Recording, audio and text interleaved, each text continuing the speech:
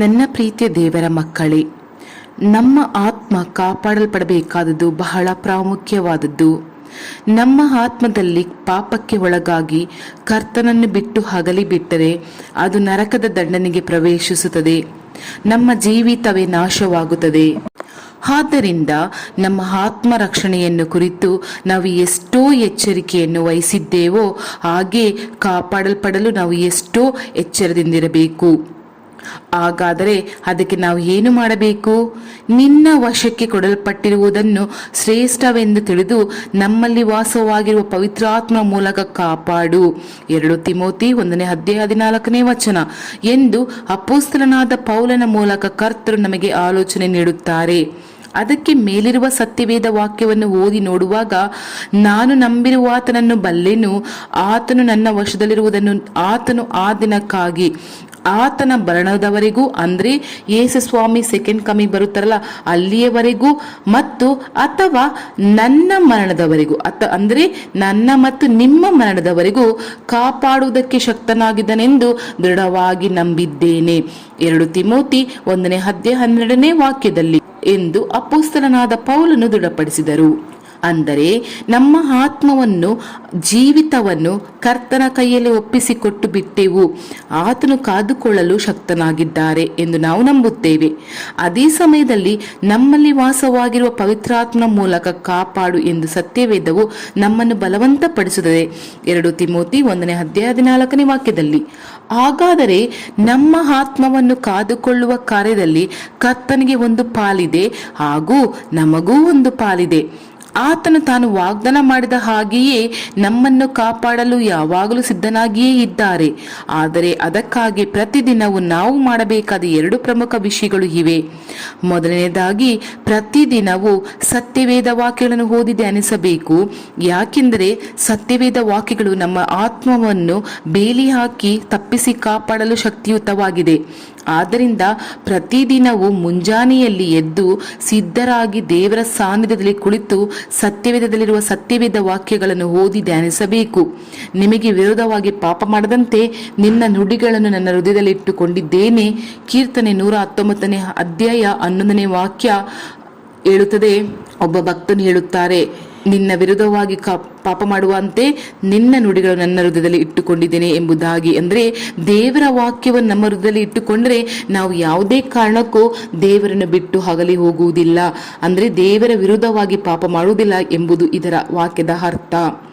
ನಮ್ಮ ಜೀವನದಲ್ಲಿ ನಾವು ದಾರಿ ತಪ್ಪಿ ಹೋಗದಂತೆ ಸತ್ಯವೇದ ವಾಕ್ಯಗಳು ನಮ್ಮನ್ನು ತಪ್ಪಿಸಿ ನಡೆಸುತ್ತದೆ. ಅದು ಮಾತ್ರವಲ್ಲ, ಶಿಷ್ಯರನ್ನು ಅಂದ್ರೆ ನಮ್ಮನ್ನು ಸತ್ಯದಲ್ಲಿ ಸೇರಿಸಿ ಪ್ರತಿಷ್ಠೆಪಡಿಸು. ನಿನ್ನ ವಾಕ್ಯವೇ ಸತ್ಯವು. ಯೋಹಾನ 17:17 ವಾಕ್ಯದಲ್ಲಿ ಹೇಳಿದೆ.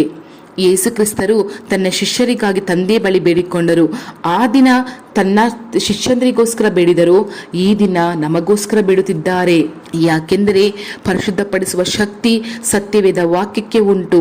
ಅಂದರೆ ಸತ್ಯವೇದ ವಾಕ್ಯಗಳನ್ನು ಧ್ಯಾನಿಸುತ್ತಾ ನಮ್ಮಲ್ಲಿ ಪರಿಶುದ್ಧತೆ ಉಂಟಾಗುತ್ತದೆ.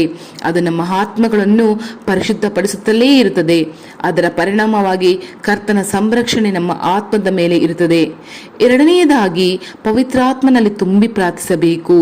ನಾವು ಕರ್ತನೊಂದಿಗೆ ಮಾತನಾಡುವುದು ಮಾತ್ರವಲ್ಲ, ನಮ್ಮನ್ನು ಆತನೊಂದಿಗೆ ಸೇರುವಂತೆ ಮಾಡುವುದು ಪ್ರಾರ್ಥನೆಯೇ. ಆದ್ದರಿಂದ ಪವಿತ್ರಾತ್ಮನಲ್ಲಿ ತುಂಬಿ ಪ್ರಾರ್ಥಿಸಬೇಕು. ಪ್ರತಿದಿನವೂ ಮುಂಜಾನೆಯಲ್ಲಿ ಎದ್ದು ಸಿದ್ಧರಾಗಿ ಕಡಿಮೆ ಅಂದರೆ 1 ತಾಸಾದರೂ ಕರ್ತನಿಗೆ ಕೊಟ್ಟು ಸತ್ಯವೇದ ವಾಕ್ಯಗಳನ್ನು ಓದಿ ಧ್ಯಾನಿಸಿ ಪ್ರಾರ್ಥಿಸಬೇಕು. ಅಂದರೆ ನಾವು ಮಾಡಬೇಕಾದದನ್ನು ಮಾಡಿದರೆ ಕರ್ತರು ತಾನು ವಾಗ್ದಾನ ಮಾಡಿದಂತೆ ನಮ್ಮನ್ನು ಕಾಯುವರು. ಸೋಮಾರಿಗಳಿಗೆ ತಾನು ಎಂದಿಗೂ ಸಹಾಯ ಮಾಡುವುದಿಲ್ಲ. ಸುಮ್ಮನೆ ಪ್ರತಿದಿನವೂ ಮುಂಜಾನೆಯಲ್ಲಿ 8 ಗಂಟೆವರೆಗೂ ಚೆನ್ನಾಗಿ ನಿದ್ರಿಸಿ ಎದ್ದು ನಿದ್ರೆ ಮುಖದಿಂದ ನಾನು ಕೆಲಸಕ್ಕೆ ಹೋಗುತ್ತೇನೆ ಅಥವಾ ನಾನು ಸೇವೆಗೆ ಹೋಗುತ್ತೇನೆ ಎಂದು ಹೇಳುತ್ತಿದ್ದರೆ ಅಂಥವರೊಂದಿಗೆ ಖಂಡಿತವಾಗಿ ಕರ್ತರು ಜೊತೆಗೆ ಇರುವುದಿಲ್ಲ. ಆತನ ವಾಗ್ದಾನ ಅಂಥವರ ಜೀವನದಲ್ಲಿ ಎಂದಿಗೂ ಸಫಲವಾಗದು. ಆದ್ದರಿಂದ ಮುಂಜಾನೆಯಲ್ಲಿ ಎದ್ದು ಕರ್ತನನ್ನು ಹುಡುಕಬೇಕು. ಆತನ ಸತ್ಯವೇದ ವಾಕ್ಯಗಳನ್ನು ಓದಿ ಧ್ಯಾನಿಸಬೇಕು. ಪವಿತ್ರಾತ್ಮನಲ್ಲಿ ತುಂಬಿ ಪ್ರಾರ್ಥಿಸಬೇಕು. ಆಗ ಕರ್ತನ ಸಂರಕ್ಷಣೆ ನಮ್ಮ ಆತ್ಮದ ಮೇಲೆ ಇರುತ್ತದೆ. ಮಾತ್ರವಲ್ಲ, ಸೈತಾನನನ್ನು ನಮ್ಮ ಆತ್ಮವನ್ನು ಮಲಿನಪಡಿಸಲು ಬಿಡದೆ ಸಂರಕ್ಷಿಸಿ ನಡೆಸುವರು. ಒಳ್ಳೆಯ ತಂದೆಯೇ, ಪರಲೋಕದಲ್ಲಿರುವ ನನ್ನ ಪ್ರಭುವೇ, ಯೇಸುವೆ, ನಿಮ್ಮ ವಾಕ್ಯವನ್ನು ಶ್ರದ್ಧೆಯಿಂದ ಓದಲು, ಕಲಿಯಲು, ಧ್ಯಾನಿಸಲು ನೀವು ಕೃಪೆ ಕೊಡುತ್ತಿರುವುದಕ್ಕಾಗಿ ನಿಮಗೆ ಸ್ತೋತ್ರ. ನೀವು ನನ್ನನ್ನು, ನನ್ನ ಕುಟುಂಬವನ್ನು, ನನ್ನ ನೆರೆ ಹೊರೆಯವರನ್ನು ಸಂರಕ್ಷಿಸಲು, ನಾನು ನಿಮ್ಮ ಸತ್ಯವೇದ ವಾಕ್ಯಗಳನ್ನು ಧ್ಯಾನಿಸಲು, ನಂಬಿಕೆಯಿಂದ ಪ್ರಾರ್ಥಿಸಲು ನನಗೆ ಕೃಪೆ ತೋರಿಸು. ನಿಮ್ಮೊಂದಿಗೆ ನಾನು ಯಾವಾಗಲೂ ಜೊತೆಯಾಗಿ ಇರಲು ನನಗೆ ಸಹಾಯ ಮಾಡಿರಿ.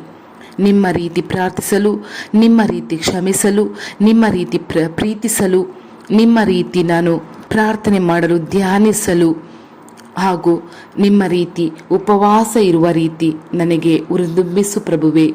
ಜೊತೆಯಾಗಿರು ತಂದೆಯೇ. ನಿಮ್ಮ ವಾಕ್ಯದ ಬೇಲಿ ನಮ್ಮ ಕುಟುಂಬಕ್ಕೆ, ನನಗೆ, ನನ್ನ ನೆರೆಯವರೆಯವರಿಗೆ, ಎಲ್ಲರಿಗೂ, ನನ್ನ ಪ್ರೀತಿ ಪಾತ್ರರಿಗೆ, ನಿಮ್ಮ ಮಕ್ಕಳಿಗೆ ಬೇಲಿಯಾಗಿ ನಿಲ್ಲಿರಿಪ್ಪ.